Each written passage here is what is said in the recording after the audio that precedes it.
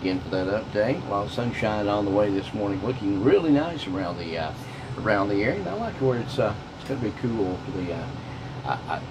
It's not going to be above 90 too much over the next couple of days. That's good. Hey, this portion of the program this morning is brought to you by Center Creek Fireworks. They're now open. We've got a fireworks store here in the city of Trenton. They're open at 4575 Highway 136 West. Want to pay big city prices for hometown fireworks? You can get Black Cat and Brother products, bottle rockets, sparklers, 500-gram kegs, mortars, and more. And you can go by and ask them how you could win The Godfather, over $600 worth of fireworks. It's Center Creek Fireworks, 4575 Highway 136 West, just past Little Caesars and the Trenton Plaza. Be on the right-hand side of the road. 9:40 as we welcome in Dade County Executive Ted Rumley to the Newsmaker segment. And good morning, sir. Good morning. Good morning, David. Doing good. Hey, we appreciate you coming in and being a part of the program every Thursday, and all seems like always something going on with the county. Oh yeah. And for a small county, it's amazing. I mean, the things but it's it's just it's normal. It's just we got roads, we got bridges, we got maintenance we have to do. All counties, large or small, they go through just on a bigger scale, just pretty much the same pattern. Just like our budget, that's a necessity. We do balance our budget, unlike the federal government or whatever. We've got to have a balanced budget at the end of the year. So and most folks know that keep up with things, but by law, cities, counties, and states have balanced budget amendments where you have to balance your budget. That means you cannot spend any more than you take in, unless you have the appropriate funds to be able to do that in reserve or different type thing. But the federal government can't seem to get a balanced budget amendment passed where everybody can agree to live within their means. No. So it is different. The federal government, yeah, they can write IOUs, but the cities and the counties and the state cannot. That's exactly right. And that's the way it should be. I mean, really, on the states, counties, and cities. But I don't know that in our lifetime, we'll never see that the federal government have a balanced budget. I mean, I don't see how that could happen. I mean, with the debt that's out there, we're talking trillions and trillions of dollars. Oh yeah, absolutely. Yeah. Well, let's go back to the road. We've got one road that is closed, and another slide, and we'll talk just briefly about this. We're not the only county that's had to deal with these slides. Walker's had Walker, several. Jackson, Marion. Yeah. This whole region has had problems. Because we've got roads that's built on hills and mountains. That's right, and you cut into that, and there's a lot of them been closed for a long time, but they just shut the road down until they had the money to fix it. We're fortunate, that we've got enough to put into to Morgan Ridge, to fix it. But it's about a third the size of the slide on Sand Mountain. But Sand Mountain, County Road 6 was a major, as everybody knows, that was a major project, But it's over with, and it looks good. And hope Morgan Ridge that we're going really at a good pace up there. They put rock down yesterday. We got all of it dug out, and they're getting ready to start setting forms and tying steel. So we're moving on with that, pretty good, pretty quickly, So can't give you a drop dead date on when we're going to open it back up, but we're ahead of schedule as far as I'm concerned on it. Well, that's good. We are ahead of the schedule. A lot of people don't realize the interstate plays a big role in how much traffic goes across Morganville Ridge based on the interstate getting backed up going into Chattanooga. Exactly right. And a lot of people, we have a great number of wrecks and different things, but there's a lot of just slow traffic. I read a story probably a couple of years ago now that the area between 299 and downtown Chattanooga, they call that a rural interstate. That is, that part of 24, east and westbound, is the busiest rural interstate in the state of Tennessee. Yeah. You have all of the different, it just slows down. The interstate, going into Chattanooga. We went to a transportation meeting 3 years ago, and this is pretty interesting. and they had people from all over the United States, trucking companies and all that was there, and they were talking about logistics and all. And actually, it was right when Volkswagen had opened up, and they were talking about how they were transporting their cars and all. But from the interchange there, where you come into Chattanooga, out there where Bass Pro's at, where you come into 24 and all that from 75, and from that point to where we actually leave and go to Nashville on 5924, there was that whole area, that circle. That is a number that at that time was the number 3 most dreaded area for trucking in the United States. I can imagine. That was hard to believe. Not only for how about us local drivers? Yeah, really, it's great that we can we know how to take Highway 11. Yeah, that was unbelievable. You've got but you got California, you got all these major, Atlanta, Chicago, right. But that right there is the number 3 most dreaded, and the number 1 was out in California somewhere. I don't remember what it was at, but it's odd that a little place like Chattanooga, but it times money to them, to the trucking people, and that was dreaded. Well, and it is on the 3 to 5 year plan that east and westbound from the Tennessee state line on 24 all the way to 27, which is around the river there where formerly U.S. Pipe used to be, is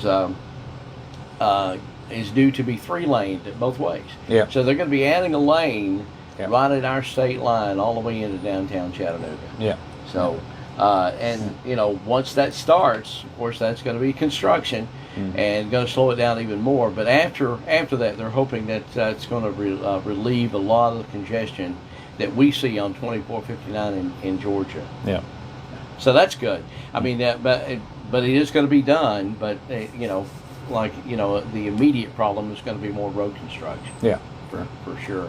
So Morganville Ridge Road, a lot of folks will get off, and they'll the GPSs will take them an alternate route over to Highway 11 to get around that slow traffic. So so you're looking about a month or so before you could even hope to be able to open. Yeah, a good month. It'll be It's just if weather works with us and all. And if we keep going like we're going, I feel good at that. But Mother Nature, you don't know. I mean, it's absolutely. Yeah. The commission will meet today at 5:00. Last week, Ori Yates that reports for us from the Mountain Valley Independent. Mm-hmm. He picked up real quick is the fact that you had a public hearing, which is required by law. That's right. Where all the stakeholders come, they talk with the commission. The public is asked, if you got any questions, you want to talk about any concerns and spending and whatever.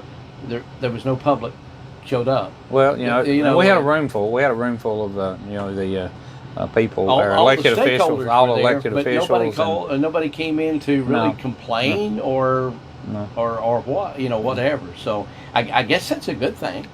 Well, I don't know. I mean, people they're busy, but it's today's world.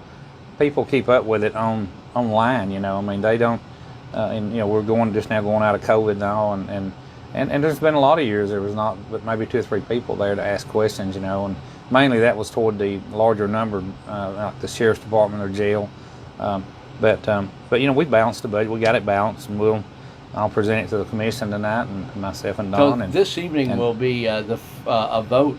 It'll be a vote. Usually this meeting don't last very long at all because it's, it is what it is. We've worked hard on this, and Don and Beck and all, and all our elected officials, and we've come up with it. It looks like we've got, $1 million increase, a little over $1 million increase on our budget, but in reality, 798,000. I think it's right at close to $800,000. 798,000 of that is a wash. It'll be funded by FEMA, and so we've got to, by law, we've got to show it in our revenue. Show it as income. But then you got to show it as expenditures. But it's really not property tax money this is actually federal FEMA money, and it's going to build the storm shelters. Because that's a reality. It's happening. And I think you just brought it up. A lot of people think, okay, you got a $10 million budget, 11, 12, $13 million budget, but really only a third of the operating budget actually comes from property taxes. That's true. Yeah. And the rest of it comes from all kinds of different types of court fines. I mean, there's a whole plethora. Well, revenue off this interstate. I mean, it's just amazing. I mean, if if we didn't have the interstate, it would be bad. It would be rough. I mean. So you got all kinds of different income. So the actual property taxes, somewhere around what, $3.5 million. I think so. Yeah, something like that. Yeah, a little over. Yeah, right. So you're looking at that's how much actually. Yeah, because comes most of from your the property tax tax you pay, it goes to the schools. It goes to your education facilities, your school system, and and so that's even another. If your tax bill's $1,000, normally there's about 300 of it comes to the county, and the rest to of run it the is county. about a third and 2/3. That's about the give way or it take is. a few percentages. Yeah. So, but anyway, that's where we stand at, and we have balanced it, and we'll present that at 5 o'clock, and go on with it, and then we'll start setting up our meetings the following week when we get all of our digest numbers and all that in, and excuse me. But, yeah, that's the next step really in the process of, as far as property taxes are concerned. Folks have got until July, I think, 17th to file an appeal. And check that date, but I think it's going to be close to there. If you wanted to, because of all the assessment notices. Right. This has nothing to do with the budget, because this has got to do with the assessment of the property that will then tell you the gross value, if you will, of the county, where you can access how many mills of taxes it's going to take to be able to produce the income you need for the budget. That's right. And we don't foresee a millage rate increase at all, but the growth, it's gonna be. Hopefully, we got growth, and I feel all commissioners agree we need to accept that growth. If you got a man builds a $1 million home over here, $800,000 or $900,000 home, and why give him a ride there? Why not accept your growth and the money coming in? And so it's just, and the thing about it is, though, when we do accept the growth, if we do accept it, you still have to advertise that as a tax increase in the paper. And a lot of people, some people don't understand that, but it's because you're collecting more money off all this new property or the appraised value of property that's coming in. But that'll all be explained in our next couple of weeks. So 5 o'clock today for the passing of the budget that will start July the 1st. The public, of course, is invited to be streamed on all the different platforms. So if anybody wanted to watch it, in case somebody had any questions or whatever. But so that'll be this afternoon, and the budget will start July the 1st. And that's a big process. You've been, I know Don Townsend. Been meeting with, we call them stakeholders, but a lot of them are either department heads or constitutional officers that he meets and you meet with, and the different commissioners meet with over the last 3 or 4 months. Really. The last 3 months, if not 4. Yeah, it takes time to do that. That takes a third of the year. Yeah, it does. To work on the budget. But it's a lengthy process, and we. But it's like I said, it's a cycle that we go through every year, and it's by law you do that. We go right by the rules, right by the law. Yeah. Well, this time, of course, the story we have up at the Mountain Valley Independent links you to the budget, and not only the entire budget, the proposed budget is there, but every department is broken down. Yeah. Every department that you have is broken down, and what their income and expenses are. So you can really go online and dig deep into all of your finances if a person that's watching or listening wanted to do that. That's right. Exactly. They'd be able to do that. So 5 o'clock today, and anything else going on? Well, we got our 3 o'clock update, and we'll have Carolyn Hickson with the Board of Elections. She'll be on there today talking about different changes in the Board of Elections, and possibly Paula Duval will be back on there. She's been on there the last couple of times, and everyone appreciates her coming in, and because there's all, like you said, there's the revow and all is happened. You've got that, and a lot of people appreciate her explaining what's going on, and of course she is very easy to make an appointment with, to talk and explain to you how you can file an appeal. And as you said a while ago, that you've got until July to do that. But we will have our 3 o'clock report here, today, and as we do every Thursday.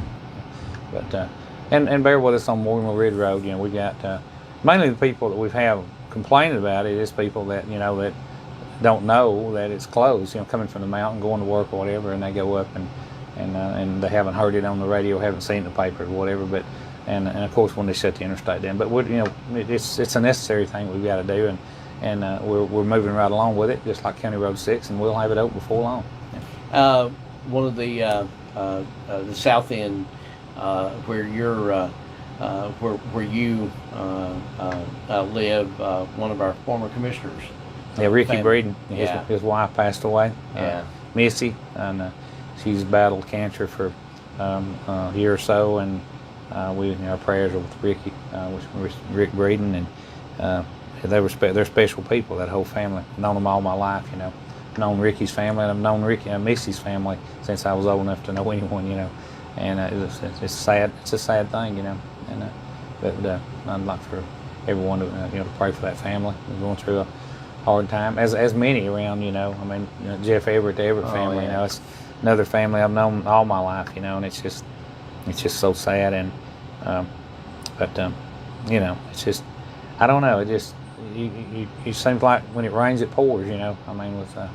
With things like that. And you help them. You work the funeral home, and you know how that goes. It comes in cycles. Seems like, I don't know. But anyway, I just appreciate people praying for those families if they would, and it's just absolutely. Dade County Executive Ted Rumley in the studio every Thursday with us here to talk about what's happening with county government. Don't forget 5 o'clock this afternoon, Dade County Commission meeting room there at 71 Case Avenue. There 3 o'clock update on Facebook this afternoon as well. And of course, if you have any questions, they can call you. Yeah, 423-667-8999 or 657-4625. And you can reach any of the other commissioners, their numbers are posted on our website. And as I do, they do return their calls and answer their phones. So if we can be of any help to you, please call us. All right, sounds good. Thank you. Dade County Executive Ted Rumley every Thursday morning here on KWIN Today.